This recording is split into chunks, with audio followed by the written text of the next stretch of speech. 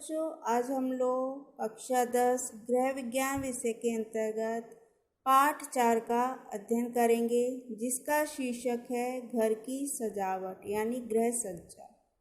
बच्चों, पिछली कक्षा में हमने आपको बताया था कि गृह सज्जा के कौन कौन से साधन हैं और गृह सज्जा में पर्दों, फर्नीचर, चित्रों और पुष्प सज्जा का क्या महत्व है।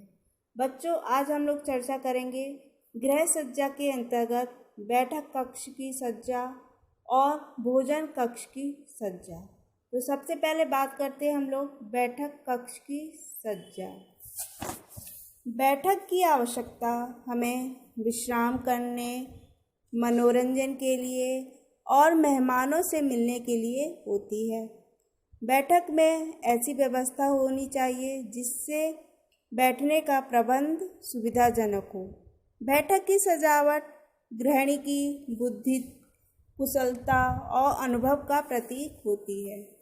बैठक की सजावट चाहे वह देसी ढंग से की जाए अथवा विदेशी ढंग से, सजावट के संबंध में जो भी नियम और सिद्धांत बतलाए गए हैं उनको ध्यान में रखना चाहिए और उनका पालन करना चाहिए।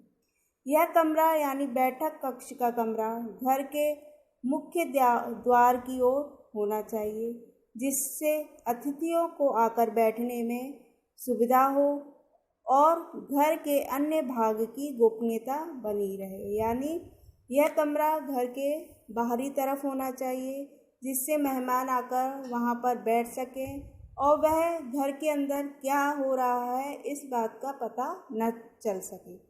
अब है बैठक शैली के प्रकार। बैठक की सजावट करते समय हमें 3 प्रकार की शैलियाँ अपनाई जाती हैं। पहला है देसी शैली, नंबर 2 विदेशी शैली और नंबर 3 मिश्रित शैली। तो सबसे पहले बात करते हैं देसी शैली। भारतीय शैली के अतिथि कक्ष में दीवार के सहारे लगा हुआ जो मुख्य फर्नीचर होता है वह दीवान या तख्त होता है।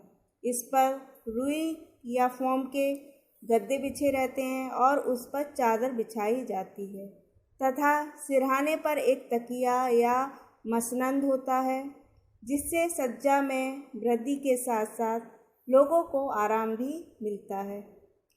तकिए एवं चादरों का रंग एवं डिजाइन का निर्धारण गृह सज्जा के जो सिद्धांत होते हैं उसी के अनुसार होना चाहिए।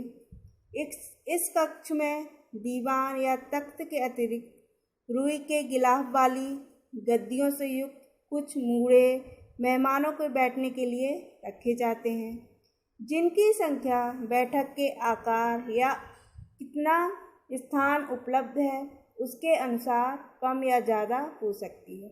यानी हमारा जो बैठक कमरा है वो छोटा है तो इनकी संख्या कम हो सकती है, अगर कमरा बड़ा है तो इनकी संख्या ज़्यादा हो सकती है। इससे कक्ष की साज सज्जा में वृद्धि होती है। मूढ़ों तथा दीवान के निकट भोजन सामग्री यानी खाने पीने की सामग्री रखने हेतु कुछ चौकियां भी रखी जाती हैं। मूल व्यवस्था के अतिरिक्त फर्श पर कालीन भी बिछाया जा सकता है।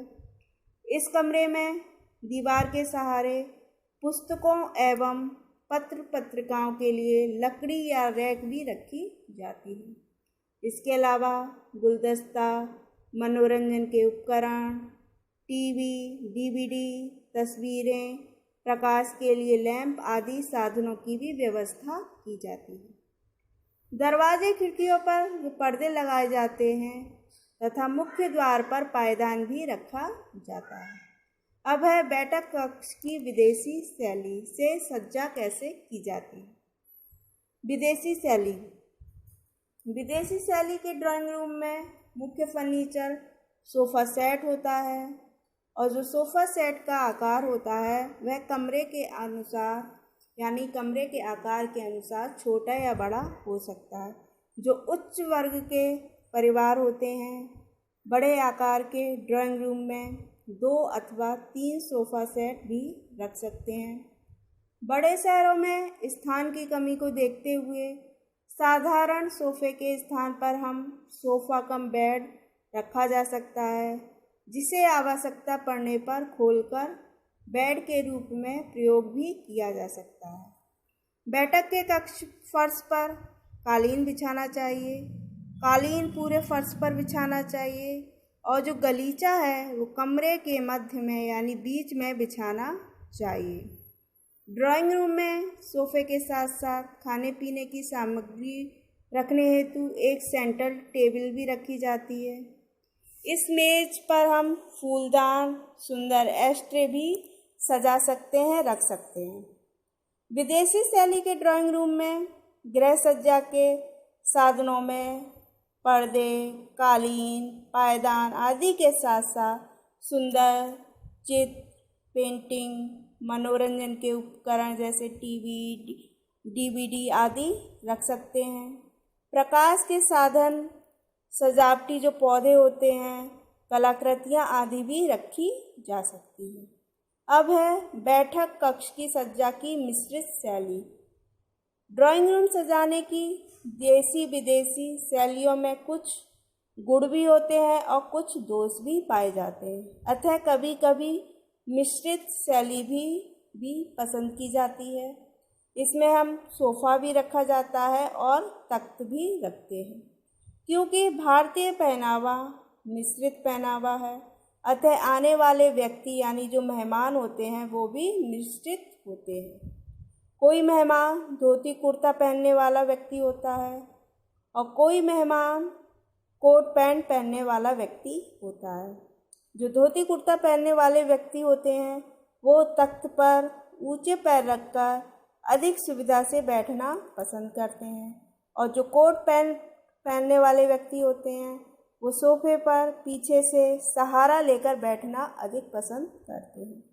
शेष सभी सामान सजाने का वो एक समान रहता है, जैसे पर्दे, फर्नीचर, कालीन, गलीचा, पेंटिंग आदि।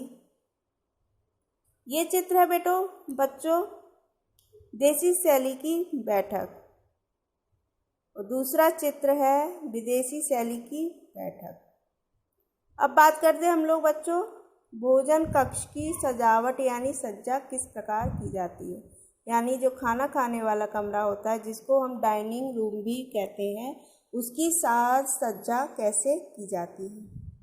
हमारे देश में तो रसोई घर या उसके निकट बरामदे में पीढ़े पर बैठकर भोजन करने की पुरानी परंपरा रही है, किंतु अब तो नगरों यानी शहरों में अधिकांश घरों में मेज पर भोजन करने की प्रथा प्रचलित हो गई है। इसे हम सामान्यतः विदेशी शैली भी कहते हैं, किंतु हमारे भोजन और उसे जो खाने का ढंग होता है वो अपना अलग ही होता है और विदेशी से बिल्कुल भिन्न होता है।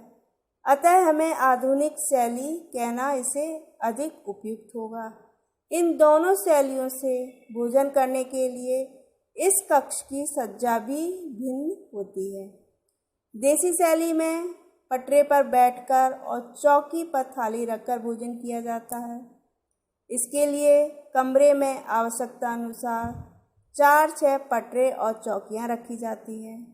चौकियां लकड़ी की होती हैं। आजकल खाने की इन चौकियों और मेज़ों पर उसके ऊपर सनमाइका लगा दी जाती है, जिससे देखने में सुंदर लगती है।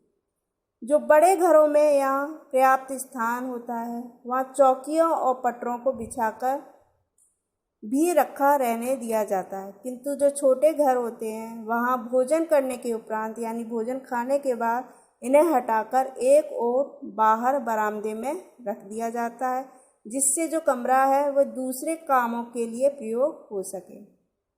कमरे की अलमारियों में क्रॉकरी, भोजन करने के स्टील आदि के बर्तन, अचार, जलपान की सामग्री आदि रखी जाती है। यदि फ्रिज है तो एक कोने में उपयुक्त स्थान पर उसे भी रखते हैं। इस कमरे में प्रकाश बीच में होना चाहिए, यानी जो रोशनी है वो बीच में होनी चाहिए। ग्रीष्म ऋतु में यानी गर्मियों के लिए पंखे का प्रबंध भी होना चाहिए। इस कमरे में दीवार पर 1 या 2 फलों या फूलों के चित्र भी पर्याप्त होते हैं। आधुनिक शैली का भोजन कक्ष प्रतिबंधित करने में कमरे के बीच में खाने की मेज और 6 कुर्सियाँ रहती हैं। फ्रिज, चित्र आदि की व्यवस्था उक्त विधि से की जाती है। क्रॉकरी, बर्तन आदि के लिए दीवार में अलमारियां ना हो, अलग से अलमारी बनवा ली जाती है। बच्चों, ये है देसी शैली का भोजन कक्ष, जिसमें सभी लोग जमीन पर बैठकर भोजन कर रहे हैं। दूसरा चित्र है विदेशी शैली, जिसमें बीच में खाने की मेज है, जिसे डाइनिंग टेबल कहते हैं, और उसके आसपास बैठने के लिए कुर्सियां हैं, जिन पर बैठकर भोजन किया जाता है। धन्यवाद।